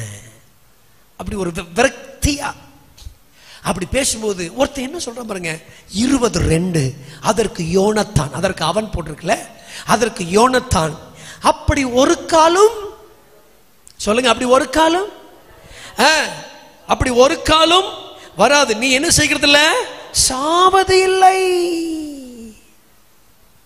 என் தகப்பன் பெரிய காரியமானாலும் சிறிய காரியமானாலும் ஒன்றும் செய்கிறதில்லை, இந்த காரியத்தை என் தகப்பன் எனக்கு மறைப்பானேன், அப்படி இருக்க மாட்டாது. 3 வார்த்தைகளை கவனிங்க. அப்படி ஒரு காலம் வராது, நீர் சாவதில்லை, அப்படி இருக்க மாட்டாது. ஆமென் சொல்லுங்க பார்க்கலாம். விரக்தியான நேரத்தில் என்னை காப்பாற்றின யோனத்தானின் நிமித்தம். கரங்களை உயர்த்தி சத்தமா இல்லையே சொல்லுங்க. நான் இதோட என் பிரசங்கத்தை நிறைவு செய்கிறேன். மணிதி 9:10 ஆயிடுச்சு. சமயமான வேகமாக முடிக்கிறேன். நல்லா கவனிங்க. என்னை காப்பாற்றின யோனத்தானின் நிமித்தம். 3 கேள்விக்கு நான் செஞ்சது என்ன, என் அக்கிரமம் என்ன, என் துரோகம் என்ன அப்படின்னு கேட்கும்போது சொல்றான், அப்படி ஆகாது, நீ சாக மாட்ட. எங்க அப்பா என்கிட்ட சொல்லுவாரு, சொல்லாம உன்னை அறிவிக்க மாட்டாரு. ஒருவேளை உன்னை அழிக்கிறதுக்கு என்கிட்ட சொன்னா கூட உன்னை காப்பாத்துறதுக்கு நான் இருக்கிறேன். நான் இந்த ராத்திரியில பிரசங்கத்தை முடிக்கும் போது சொல்றேன், நம்மளை அழிக்க ஒருத்தர் இருந்தா நம்மளை காப்பாத்த கர்த்தர் ஒருத்தனை வச்சிருப்பார். நம்ம பேரை கெடுக்க ஒருத்தர் இருந்தா நம்ம பேரை காப்பாத்த கர்த்தர் ஒருத்தனை வச்சிருப்பார். நம்முடைய ஊழியத்தை கெடுக்க ஒருத்தனை வச்சிருந்தா, நம்மளை அழிக்க ஒருத்தர் எழும்பினா, நம்மளை காப்பாற்ற உயர்த்த ஒரு மனுஷனை அவன் பாளையத்துக்குள்ளேயே கர்த்தர் வைத்திருப்பார். அது அவன் கற்ப பிறப்பையே கர்த்தர் வச்சிருந்தார். சபையில சில எதிரிகள் இருக்கான்னு பயப்படாதீங்க. சபையில சில எதிரிகள், சூசகமானவர்கள், துரோகிகள் பல பேர் நம்முடைய சபைக்குள் இருந்தால், அதே சபையை காப்பாற்றுகிற, கொடுக்கிற, உற்சாகப்படுத்துகிற, தூக்கி எடுக்கிற, ஜெபிக்கிற, தாங்குகிற சில யோனத்தான்களையும் கர்த்தர் சபையில கர்த்தர் வைத்திருப்பார். சவுலை பார்த்து ஓடாதே, யோனத்தானுக்காக நன்றி சொல்லிக்கொண்டு கர்த்தரை துதித்துக் கொண்டே இரு. உன் காலங்கள் வரும்போது நிச்சயம் நீ உயர்த்தப்படுவாய். எதை விதைக்க போறீங்க? நன்மையவா தீமையவா? நன்மையை விதைச்சா நன்மையை நிச்சயம் அறுப்பீங்க. பிரசங்கம் இல்லாம என் பிரசங்கத்தை நான் முடிக்கல, சமயமானதுனால பிரசங்கத்தை முடிக்கிறேன். ஒரு பிரசங்கியாரின் ஒழுங்க பிரசங்க பாயிண்ட் எத்தனை இருக்குதுங்கிறது இல்லை, சரியான சமயத்துக்கு முடிச்சு ஜெபத்தோடு அனுப்புறது தான். ஒரு ஆமீன் சொல்லுங்க பார்க்கலாம். எதை விதைக்க இன்னைக்கு 2வது நாள் ராத்திரி உங்க மனசுல பரிசுத்த ஆவியானவர் ஆழமா நிச்சயம் இடைப்பட்டிருப்பார். என் ஆவியில உணர்றேன். ஒரு பிரசங்கமா இதை நீங்க கேட்டுட்டு 2வது நாள் கூட்டத்தின் பிரசங்கம் அப்படின்னு போகாம என்னோடு பேசின கர்த்தருடைய வார்த்தை. மனைவிக்கு தீமையை விதைச்சா தீமையை அறுக்க மாட்டோமா? புருஷனுக்கு தீமையை விதைச்சா தீமையை அறுக்க மாட்டோமா? எந்த தீமை விதைச்சாலும் அறுக்க மாட்டோமா? யாரோ நீங்க என்னைக்கு நீங்க நல்லா பிடிக்கணும், நான் சொல்றதை நீங்க மனசுல வாங்கிக்கோங்க. எனக்கு பிடிக்காதவங்களை கர்த்தருக்கும் பிடிக்காது என்று எண்ணுவது என்னுடைய மகா பெரிய முட்டாள்தனம். எங்க ஒரு தடவை சொல்லுங்க, நான் சொன்னதை சொல்லி முடிச்சுட்டாங்கப்பா. நான் சொல்றேன், எப்படி பாஸ்டர் ஒரே நாள் எனக்கு பிடிக்காதவங்களை கர்த்தருக்கும் பிடிக்காது என்று எண்ணுவது என்னுடைய மகா பெரிய முட்டாள்தனம். எனக்கு பிடிக்கல அதனால கர்த்தருக்கும் பிடிக்காது எண்ணிராதீங்க. என்னை காப்பாற்ற ஒருத்தனை ஆண்டவர் வச்சிருக்கிறாரு. கரங்களை உயர்த்தி ஆமேன்னு சொல்லுங்க. நானே வாழ்க்கையில் விரக்தி ஆகி நான் செத்துருவேன் போல தெரியுது யோனத்தான். ஏன்னா ஒரு தெல்லுப்பூச்சி வேட்டையாடுறது போல உங்க அப்பா என்னை வேட்டையாடுறாரு. என் வாழ்க்கை முடிச்சிரு போல தெரியுது. நான் என்ன அப்படி துரோகம் பண்ணிட்டேன் அப்படின்னு சொல்லி ஒருத்தன் விரக்தியா இருக்கிற சமயத்தில் அவை தோள் மேல ஒருத்தன் கை போட்டு அப்படி ஆகாத, நீ சாக மாட்ட, அப்படி இருக்க மாட்டாத, எங்க அப்பா எல்லாத்தையும் எனக்கு அறிவிப்பார், நீ பயப்படாத, எங்க அப்பா உன்னை அழிக்க வச்சிட்டாருன்னா என்னை காப்பாற்றுறதுக்காகவே கர்த்தர் வச்சிருக்கிறாரு, நீ ஒரு நாள் அழிக்க மாட்ட. கிறிஸ்தவத்தை அழிக்க ஒருத்தன் எழும்பினா அதை காப்பாற்றுவதற்கும் கர்த்தர் ஒருத்தனை வச்சிருப்பாரு. கரங்களை உயர்த்தி ஆமேன்னு சொல்லுங்க. சபைகளை மூட ஒருத்தன் எழும்பினா சபைகளை திறக்க ஒருத்தனை கர்த்தர் வச்சிருப்பார். ஊழியத்தின் வாசல்களை ஒருத்தன் மூடினா ஊழியத்துக்கு திறந்த வாசலை கர்த்தர் வைத்திருப்பார். ஒரு பகுதியிலிருந்து ஆத்துமாக்கள் வராதுன்னு பிசாசு தடை போட்டா நான் 7 பக்கமும் கர்த்தர் ஆத்துமாக்கள் வந்து எங்கள் ஊழியத்தை தேவன் ஆசீர்வதிப்பார். அதுதான் ஊழியத்தின் மகா பெரிய சரித்திரம். எதை விதைக்க போறோம்? எல்லாரும் எழுந்து நிக்கலாம். நல்ல யாரும் களைஞ்சிராதீங்க. 5 நிமிஷம் தான். எல்லாரும் ஒரு தீர்மானத்தோட நல்ல ஆண்டவரை நம்ம ஸ்தோத்திரம் பண்ணி யாரும் களைஞ்சிராதீங்கன்னு. ஆமென். ஒரு 5 நிமிஷம், only 5 minutes. எல்லாரும் எழுந்து நின்று நல்ல கர்த்தரை நம்ம நல்ல ஸ்தோத்திரம் பண்ணி தேவ நாமத்தை உயர்த்தி ஹalleluya ஹalleluya ஹalleluya ஹalleluya ஹalleluya எல்லாரும் வாய்களை திறந்து நல்ல கர்த்தரை நல்ல ஸ்தோத்திரம் பண்ணி தேவ நாமத்தை உயர்த்தி ஹalleluya ஹalleluya ஹalleluya ஹalleluya நல்ல வாய்களை திறந்து நல்ல ஆண்டவரை ஸ்தோத்திரம் பண்ணி ஆண்டவரே ஆண்டவரே நன்மையை விதைத்த யோனத்தானை போல என் வாழ்க்கை இந்த ராத்திரி இந்த ஜெனரல் கன்வென்ஷன் 2வது நாள் மாலை வேளையிலும் என் வாழ்க்கையை கொஞ்சம் அப்படி மாற்றி விடுவீராகப்பா. நன்மையை விதைத்த யோனத்தானை போல என் வாழ்க்கையை கொஞ்சம் மாற்றி விடுவீராக. எல்லாரும் இருக்கிற இடங்களில் கண்களை மூடி நல்ல ஆண்டவரை ஸ்தோத்திரம் பண்ணி தேவ நாமத்தை நல்ல உயர்த்தி ஹalleluya ஹalleluya ஹalleluya ஹalleluya ஹalleluya ஹalleluya ஹalleluya ஹalleluya ஹalleluya ஹalleluya ஹalleluya கிருபை கிருபை கிருபை கிருபை கிருபை கிருபை கிருபை கிருபை கிருபை கிருபை கிருபை கிருபை. எல்லாம் ஒரு தீர்மானத்தோட தீமையை விதைக்கிறவனா அல்ல, ஒரு அதோனி பேஷக்காய் அல்ல, ஒரு யாக்கோபாய் அல்ல, யோனத்தானை போல என்னால் தயவு பெறத்தக்க யோனத்தானி நிமித்தம் என் நிமித்தம் நான் ஒரு தீமை விதைக்கிறவனா இல்லப்பா. என் வாழ்க்கையில எவ்வளவு பாடுபட்டாலும் நன்மையை விதைக்கிறவனாய் கர்த்தர் இந்த ராத்திரி என்னை மாற்றி விடுவீராக. Ora bala bara dida bala shandare bikatudaba ribala bara hatuda bara dianturi bikatada ribala bara shanturi bikatedere bilpara la bara hatuda bal shiara dude bikadaba rebala hatuda botiara katada ribal bara bala hatuda riakara rebala shanturi bikatuda rebala ratudi bikatuda balariyatada ஆவில நிரம்பி உன்னதத்துக்குள்ள வாங்க. உங்கள் இருதயத்தை ஆண்டவருக்கு ஒப்பு கொடுங்க. தீமையை விதைச்சதெல்லாம் போதும் ஆண்டவரே, நன்மையை விதைக்க இந்த ராத்திரி எங்களுக்கு உதவி செய்யுங்க. பொறாமப்பட்டதெல்லாம் போதும் ஆண்டவரே, எங்கள் இருதயத்தில் ஒரு பெரிய மாற்றங்களை தேவன் கட்டளையிடுவீராக. Glory glory glory glory glory glory glory glory glory glory glory hallelujah hallelujah hallelujah. ஒன்று சேர்ந்து நாம் துதிப்போம், சாத்தானை மீதிப்போம், தேசத்தை சுதந்தரிப்போம். ஒன்று சேர்ந்து நாம் துதிப்போம், சாத்தானை மீதிப்போம், தேசத்தை நல்ல கை தட்டி தேவநாமத்தை உயர்த்தி ஒன்று சேர்ந்து நாம் துதிப்போம், சாத்தானை மீதிப்போம், தேசத்தை சுதந்தரிப்போம். ஒன்று சேர்ந்து நாம் துதிப்போம், சாத்தானை மீதிப்போம், தேசத்தை சுதந்தரிப்போம். நம் இயேசு நல்லவர், ஒருபோதும் கைவிடா, ஒரு நாளும் விலகிடா. நம் இயேசு நல்லவர், ஒருபோதும் கைவிடா, ஒரு நாளும் விலகிடா. ஒன்று சேர்ந்து நம் துதிப்போம், சாத்தானை தேசத்தை சுதந்தரிப்போம். ஒன்று சேர்ந்து நாம் துதிப்போம், சத்தானை மிதிப்போம், தேசத்தை சுதந்தரிப்போம். ஹல்லேலூயா, ஹல்லேலூயா, ஹல்லேலூயா.